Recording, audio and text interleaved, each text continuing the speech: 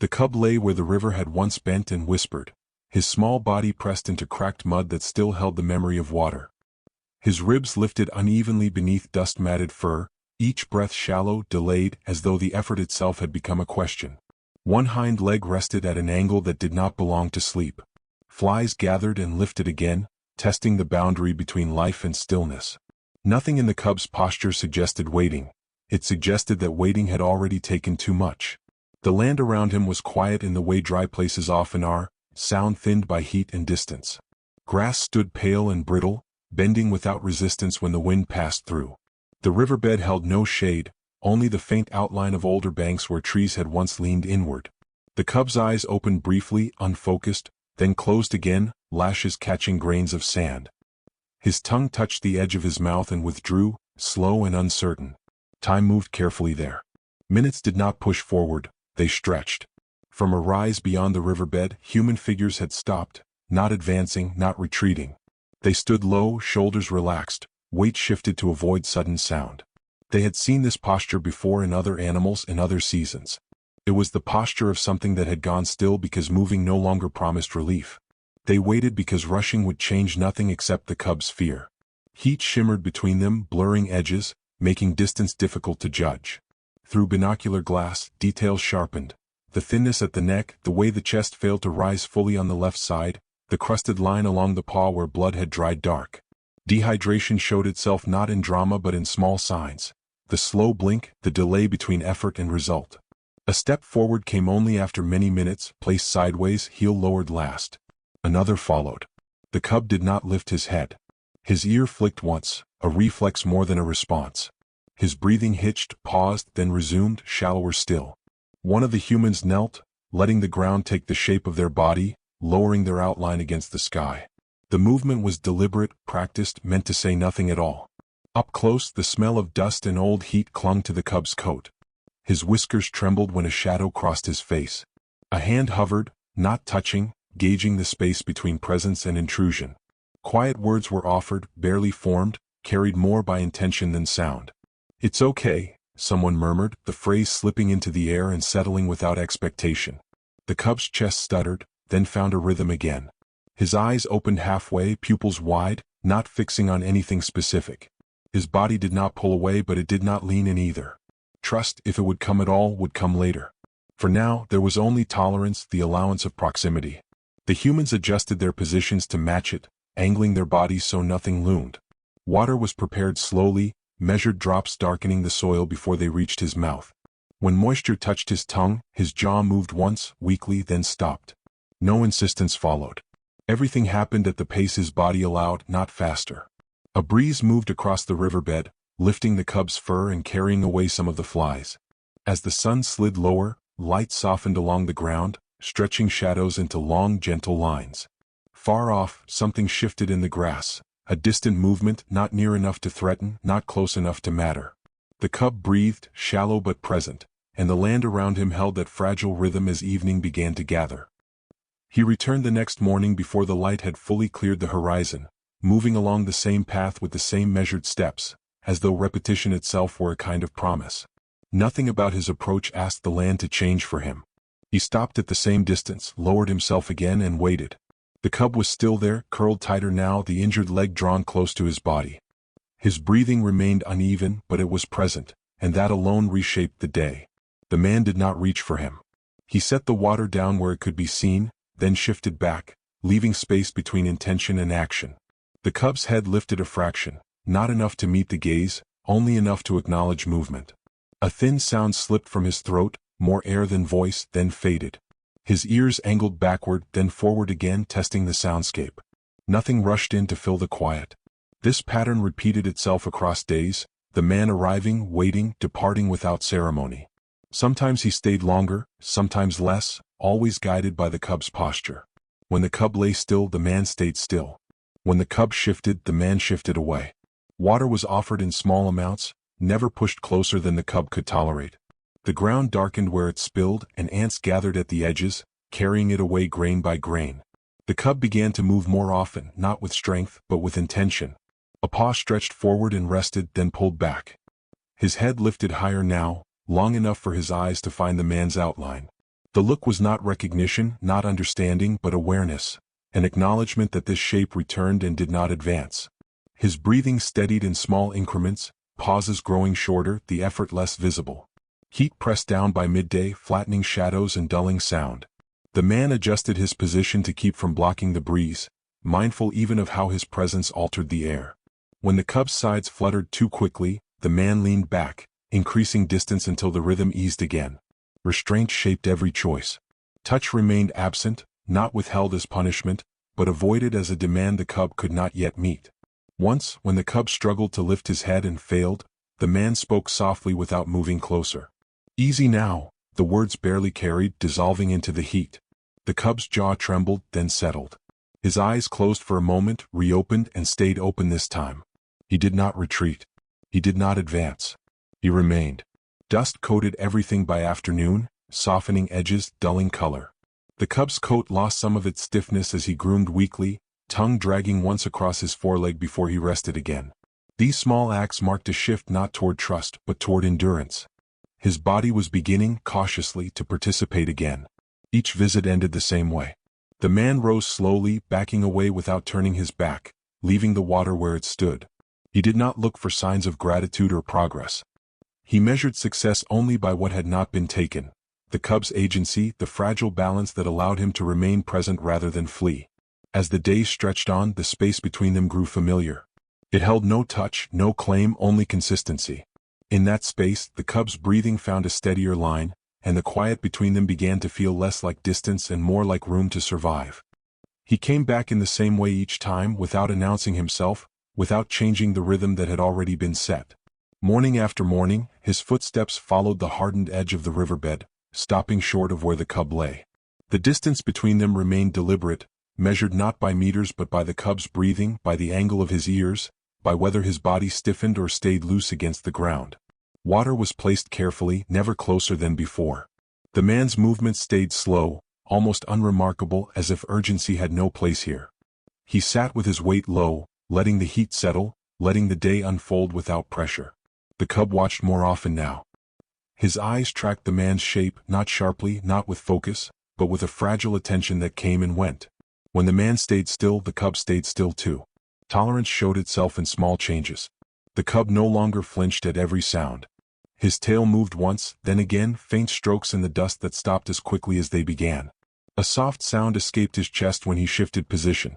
Not a call, not a warning, just the sound of effort. His injured leg dragged slightly when he adjusted himself, the movement careful, controlled by pain. He did not fight, only worked around. The man noticed everything and reacted to almost nothing. When the cub struggled to lift his head, the man leaned back instead of forward. When the cub's breathing quickened, the man widened the space between them. Presence was offered, but never imposed. Each choice was shaped by restraint, by the understanding that survival here depended not on speed, but on allowing the cub to remain unafraid enough to keep going. By midday, the heat pressed hard against the ground. The cub's mouth opened slightly as he panted, tongue resting at the edge of his teeth. When the water caught his attention, he dragged himself forward a few inches, stopped, then drank slowly, awkwardly. Drops spilled down his chin and darkened the dust beneath him. The man did not move while this happened. He did not reach out. He let the moment belong entirely to the cub. Once, when a distant sound rippled through the grass, the cub froze. His body tightened, breath held too long. The man spoke quietly, more to soften the air than to be heard. "You're all right." The sound faded quickly, leaving no echo. The cub's chest moved again, shallow but steady, and his body eased back into the ground. Days layered over one another, each visit nearly identical, each departure clean and unmarked. The cub's awareness sharpened in increments. He lifted his head higher now, long enough to follow the man's retreat with his eyes. His ears turned toward him when he arrived, then settled again. These were not signs of trust. They were signs of recognition, of a presence that did not demand more than the cub could give. The man left no scent that lingered, no objects beyond the water. When he stood, he did so slowly, backing away until the cub no longer watched him. Nothing was taken. Nothing was claimed. What grew between them was shaped entirely by what was withheld. As afternoon light softened and the wind stirred the dry grass along the riverbed, the cub lay quieter, breathing steadier, his body still fragile but no longer alone in the same way. The space between him and the man held, unchanged, and within that space something careful and wordless continued to take root. Years later, the visit began like dozens before it, routine in purpose and unremarkable in tone. The vehicle slowed at familiar bends, tires pressing shallow lines into the dust, engines idling low. Notes were exchanged quietly, eyes moving across the land in practiced sweeps. The region had changed in subtle ways, grass thicker in some stretches, trees leaning farther into the light, but nothing suggested interruption. Until it happened. The lion appeared without urgency, stepping out from the tall grass as if the land itself had shifted to allow him through. He did not rush. He did not pause dramatically. His body moved with the unforced weight of something that belonged exactly where it was. The group fell silent without instruction. Not because of fear, but because something in the lion's stillness altered the air around them. He stood broad-chested and fully grown, mane darkened and uneven along the shoulders, marked with dust and old scars that caught the light differently. His head was high, eyes steady, not fixed on any one person but aware of all of them. The wind moved through his mane and carried his scent outward, warm and dry and unmistakably present. No sound came from him. His tail hung loose, the tip brushing his hind leg once before settling. Instinct urged distance, but no one moved. The lion took a step forward, then another, slow enough that each shift of muscle was visible beneath the skin. There was no tension in his gait, no tightening through the shoulders. He advanced not as a challenge, not as a test, but as something closer to consideration. The space between him and the group narrowed, and still he remained calm. Breathing changed first. Someone exhaled too sharply and then corrected it. Another steadied their stance, feet anchoring into the ground. Hands stayed low, movement small. The lion stopped again, head angled slightly, ears forward, listening. His eyes met a gaze briefly, then moved on, taking in posture, stillness, restraint. Whatever he was reading in that moment, it did not provoke him. Memory does not announce itself. It does not arrive with certainty. It settles into the body quietly, shaping response before thought has time to intervene. The lion's posture held no aggression, but it carried something deliberate, as if he were choosing to remain rather than deciding to leave. The land around them seemed to pause, grass lifting in the breeze and falling back into place. He stepped closer once more, enough that his presence felt immediate, undeniable. A low sound moved through his chest, not a growl, not a warning, just breath passing through a large body. Someone spoke without raising their voice, the words offered carefully into the space between them. "Easy," they said, and let the sound go. The lion did not react. He stood, steady, eyes half-lidded now, body loose. After a long moment, he turned his head away, exposing the line of his neck, the worn edge of his mane. It was not submission. It was absence of threat. Then, without changing pace, he turned his body and walked past them, close enough that the sound of his movement was felt more than heard. He did not look back. He did not linger. He moved on into the grass, swallowed again by the same landscape that had given him shape. Only after he disappeared did the group shift, breath returning, muscles unlocking. No one spoke right away. The land resumed its rhythm slowly. Wind moved through the grass. Insects rose and settled. Somewhere beyond sight, the lion continued on, carrying whatever memory had guided him there, leaving behind only the quiet impression of something recognized without needing to be named. The lion did not continue past them right away. After several unhurried steps, he stopped and turned back, the movement smooth and unforced. He lowered himself to the ground a short distance away, forelegs folding beneath his weight, hindquarters settling with a soft shift of dust. The choice to rest there altered the space more than any approach could have. He was not leaving and he was not closing in. He was simply remaining. The man stood where he was, posture unchanged, shoulders loose, eyes lowered slightly rather than fixed. Years of field work had taught him when stillness mattered more than action. He did not step forward. He did not step back. The lion's presence filled the air between them, steady and contained, his breathing slow and deep. With each exhale, his chest expanded and fell, a rhythm that asked for nothing in return. The lion's head turned toward the man, not sharply, not with intensity, but with a quiet alignment. Their gazes met briefly, then softened. The lion blinked once, long and unguarded. His ears remained forward, relaxed. No sound passed between them. No signal was exchanged that could be named or measured.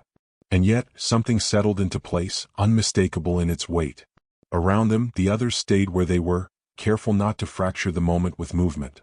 Dust drifted across the ground and resettled. A bird lifted from the grass and disappeared without drawing attention. The lion adjusted his position slightly, shifting his weight to ease one shoulder, the motion slow and deliberate. It was the posture of an animal at ease, neither alert nor exposed, simply present. The man became aware of his own breathing only when he realized it had changed, drawn into the same unhurried cadence. He did not think of the years that had passed, of the heat and dust and waiting that once marked another body, smaller and fragile, lying in the same region. Thought had no role here. Whatever recognition existed lived deeper than memory, carried in posture and restraint rather than recall. The lion remained where he was for a long while. His tail flicked once, then rested against the earth. His eyes half closed, not in sleep but in comfort. The distance between them held steady, shaped by choice rather than caution. This was not proximity born of dominance or fear. It was the closeness of two beings sharing space without need to test it. At last the lion rose. The movement was fluid, unhurried, powerful without display. He stood tall, shook dust from his mane and paused again, head angled slightly toward the man. There was no farewell in the gesture, no acknowledgement meant to be received. It was simply the end of one stillness and the beginning of another. He turned away and walked back into the grass, his body dissolving into the landscape as easily as it had emerged. The sound of his passage faded quickly, absorbed by wind and distance. When he was gone, the space he had occupied did not empty all at once. It lingered, held by those who remained standing, quietly aware that they had witnessed something that could not be repeated or summoned again. The group did not speak right away. The man stayed where he was a moment longer, then shifted his weight and exhaled. The land continued on, unchanged in appearance, yet subtly altered in feeling. Grass moved in slow waves. Light leaned toward evening. Somewhere beyond sight, the lion continued forward, carrying with him the long arc of time that had shaped him, leaving behind a silence that felt full rather than absent.